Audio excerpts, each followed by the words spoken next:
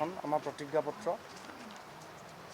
অসম বিধানসভা নিৰ্বাচন 2026 প্ৰতিজ্ঞাপত্ৰ 98 নং মাজুলী বিধানসভা সমষ্টি ভাৰতীয় জাতীয় কংগ্ৰেছ দলৰ মনোনীত প্ৰাৰ্থী ডক্টৰ ইন্দ্ৰনীল পেগু।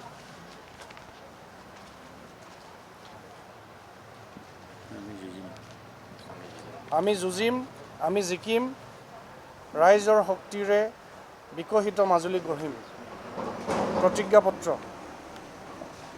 জগতগুৰু শ্ৰীমন্ত শংকৰদেৱ আৰু মাধৱদেৱ দুয়োজনা গুৰুৰ পদৰেণু ৰঞ্জিত পবিত্ৰ বৈষ্ণৱ ক্ষেত্ৰ মাজুলীৰ প্ৰতি গৰাকী নমস্য ব্যক্তিৰ প্ৰতি মই ডক্টৰ ইন্দ্ৰনীল পেগুৱে আন্তৰিক শ্ৰদ্ধা আৰু ভক্তিপূৰ্ণ সেৱা নিবেদন কৰিলোঁ।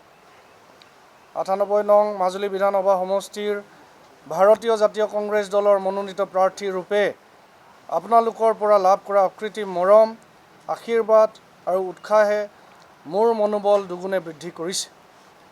মোৰ জন্মভূমি মাজুলীৰ ভাই ভনীসকল, আন ঠাইতকৈ ব্যতিক্ৰমী মাজুলীৰ যুৱ সমাজ, মাজুলীৰ ভৱিষ্যত ছাত্ৰ ছাত্ৰীসকলৰ ইতিবাচক সঁহাৰি আৰু সহযোগিতাই মোক উৎসাহিত কৰি তুলিছে।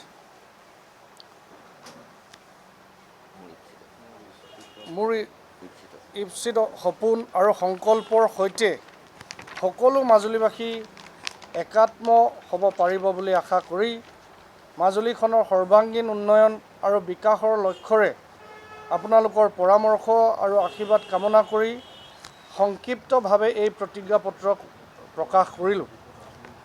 ব্ৰহ্মপুত্ৰৰ বুকুত, ব্ৰহ্মপুত্ৰৰ বক্ষত অৱস্থিত মাজুলীৰ ৰাইজৰ আশীৰ্বাদ অঞ্জলি শিৰত লৈ ব্ৰহ্মাৰ পুত্ৰ মহাবাহুক সাক্ষী কৰি প্ৰতিজ্ঞাবদ্ধ হৈছোঁ যে মই বিধায়ক হিচাপে নিৰ্বাচিত হৈ আহিলে নিম্নলিখিত বিষয়সমূহ মই আখৰে আখৰে পালন কৰিম। প্ৰথমে মই আমাৰ ছাব হেডিংছবোৰ পাঠ কৰি দিছোঁ। শৈক্ষিক সমস্যা আঁতৰ কৰি মাজুলীক উচ্চ শিক্ষাৰ অভিকেন্দ্ৰ স্বৰূপে গঢ়ি তুলিম। মাজুলী স্বাস্থ্য খণ্ডক বৈপ্লৱিক পৰিৱৰ্তন আৰু আধুনিকীকৰণেৰে উজ্বলাই তুলিম।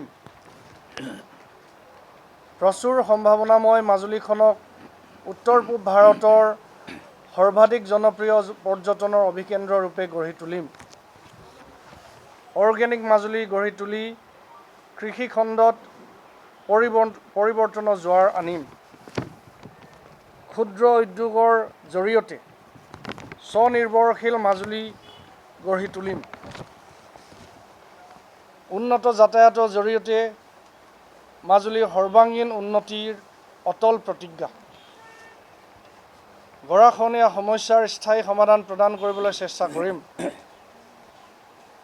এই পৃথিৱী এক ক্ৰীড়াংগন, ক্ৰীড়া হ'ল শান্তিৰ প্ৰাংগণ। মই সকলোবোৰ এতিয়া ডিটেইলছত জনাব বিচাৰিছোঁ। প্ৰথমে আজি আমি সকলোৱে জানো মাজুলীৰ যিটো ভৌগোলিক সুৰক্ষা, আজি পৰ্যন্ত মাজুলীৰ ভৌগোলিক সুৰক্ষা সম্ভৱ হৈ উঠা নাই। আজিলৈকে স্থায়ী সুৰক্ষাৰ কোনো ধৰণৰ ব্যৱস্থা বৰ্তমান চৰকাৰখনে কৰা দেখা নাই। আজি চাৰিওফালে আমাৰ খহনীয়া আছে।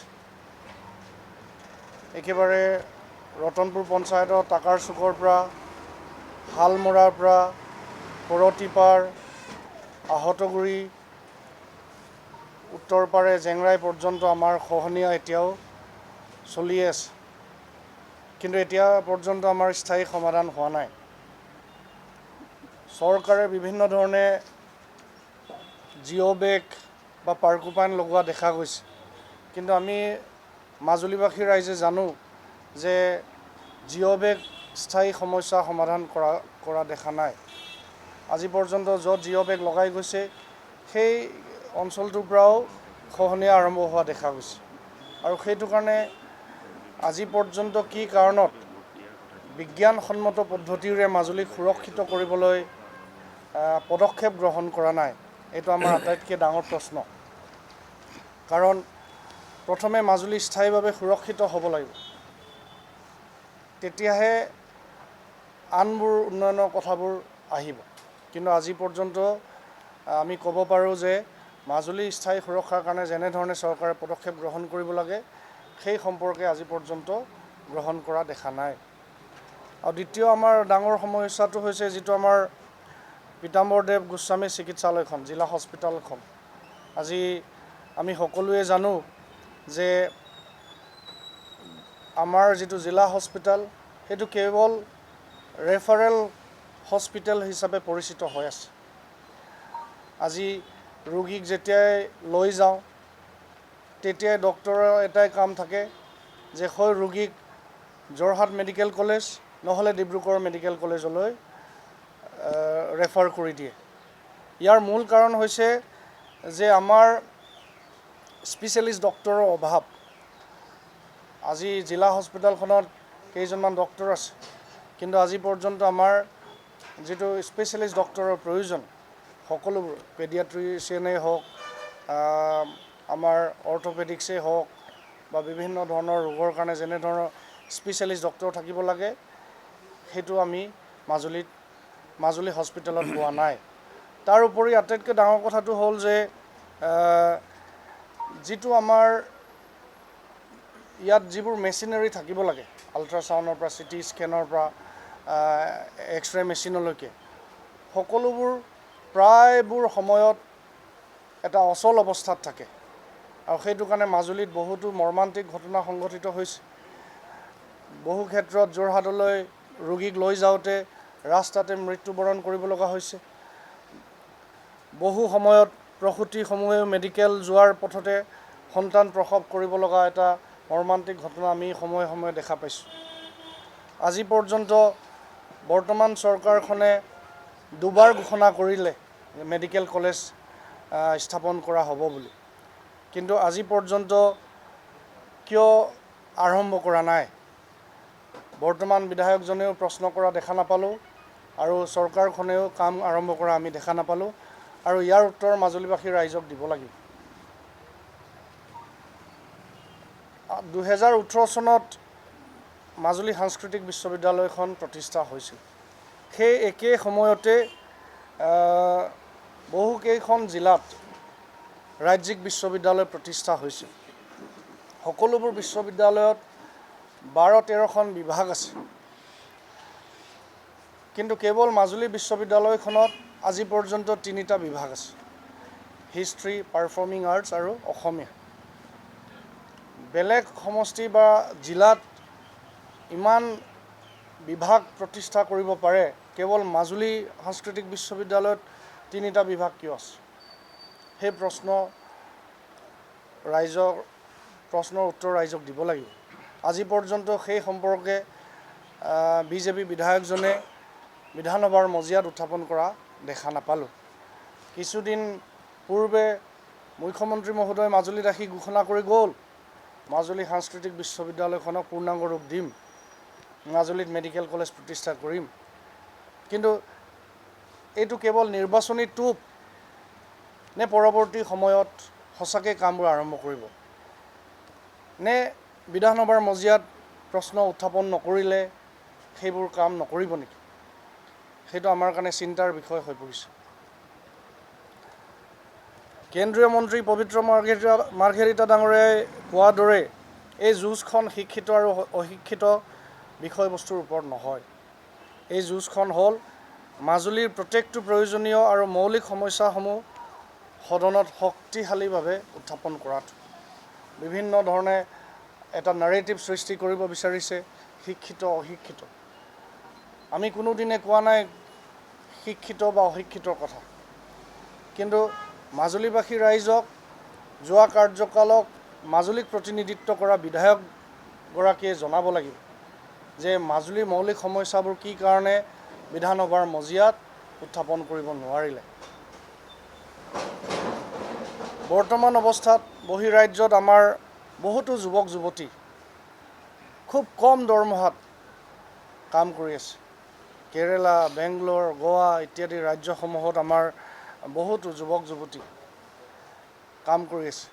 এতিয়াও আমাৰ লগত যোগাযোগ কৰে যে দাদা ইলেকশ্যনৰ সময়ত আহিব লাগে আমি। এনেকুৱা বহুতো যুৱক যুৱতী তাত কাম কৰি আছে, কিন্তু খুব কম দৰমহাত 10,000 পৰা 15,000 ভিতৰত। কিন্তু আমি মাজুলীৰ সংস্থাপনৰ বাট মুকলি কৰিব নোৱাৰোঁ নেকি? মাজুলীত আমাৰ স্ক'প নাই নেকি? আমি কেনেধৰণে স্ক'প দিব পাৰোঁ সেইটো আমি পৰৱৰ্তী সময়ত আলোচনা কৰিম। সৰ্বানন্দ সোণোৱাল ডাঙৰীয়াই মুখ্যমন্ত্ৰী হৈ থকাৰ সময়ত মাজুলীক প্ৰদান কৰা পলিটেকনিক কলেজখন আজি পৰ্যন্ত মুকলি কৰা নহ'ল। সোণোৱাল ডাঙৰীয়াই আৰম্ভ কৰাৰ কাৰণে কামটো এতিয়া পৰ্যন্ত উদ্বোধন হোৱা নাই নেকি? কলেজখন এতিয়া ইমান পৰ্যন্ত আৰম্ভ হোৱা নাই নেকি? সেই প্ৰশ্নৰ উত্তৰ মাজুলীবাসী ৰাইজক দিব লাগিব যে ইমান বছৰৰ পিছতো কি কাৰণে পলিটেকনিক কলেজখন আৰম্ভ হোৱা নাই। আজি আমি সকলোৱে জানো যে ছিকিম ৰাজ্যখনে জৈৱিক কৃষি ক্ষেত্ৰত যথেষ্ট পৰিচয় দাঙি ধৰিবলৈ সক্ষম হৈছে। অৰ্গেনিক ষ্টেট হিচাপে স্বীকৃতি লাভ কৰিছে ছিকিম ৰাজ্যখন। মাজুলী ইমান এটা সম্ভাৱনাপূৰ্ণ এখন ঠাই য'ত আমাৰ সকলোবোৰ আছে। আমি মাজুলীখনক অৰ্গেনিক হাব হিচাপে আজি পৰ্যন্ত কি কাৰণে ৰূপান্তৰ কৰিবলৈ পদক্ষেপ গ্ৰহণ নকৰিলে? ইয়াৰ প্ৰশ্নৰ উত্তৰ মাজুলীবাসী ৰাইজক দিব লাগিব। মাজুলীৰ ছাত্ৰ ছাত্ৰীসকলে অধ্যয়নৰ ক্ষেত্ৰত বহুতো সমস্যাৰ সন্মুখীন হৈ আহিছে। সীমাবদ্ধতাৰ মাজত আমি পঢ়িব লগা হৈছোঁ। আজি শিক্ষাখণ্ডত আমাৰ ছাত্ৰ ছাত্ৰীয়ে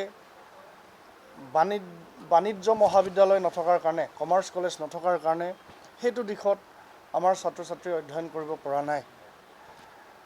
আজি আমি সকলোৱে জানো সকলো যুৱক যুৱতীয়ে অকল চাকৰিৰ দ্বাৰা আমি সংস্থাপন দিব নোৱাৰোঁ।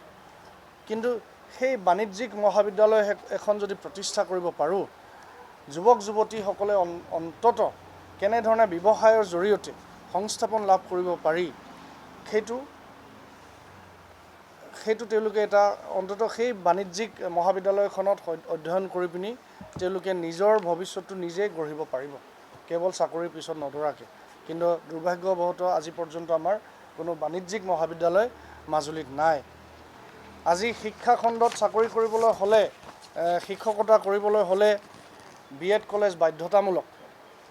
কিন্তু আমাৰ কাৰণে অতি দুৰ্ভাগ্যৰ বিষয় যে মাজুলীৰ ছাত্ৰ ছাত্ৰীয়ে শিক্ষকতা কৰিব বিচাৰে, কিন্তু বাহিৰত গৈ শিক্ষকতাৰ কাৰণে যি কোৱালিফিকেশ্যন লাগে, যি ক্ৰাইটেৰিয়া লাগে, সেইটো কাৰণে BEd পঢ়িবলৈ বাহিৰত থকাটো বাধ্যতামূলক হৈ পৰিছে।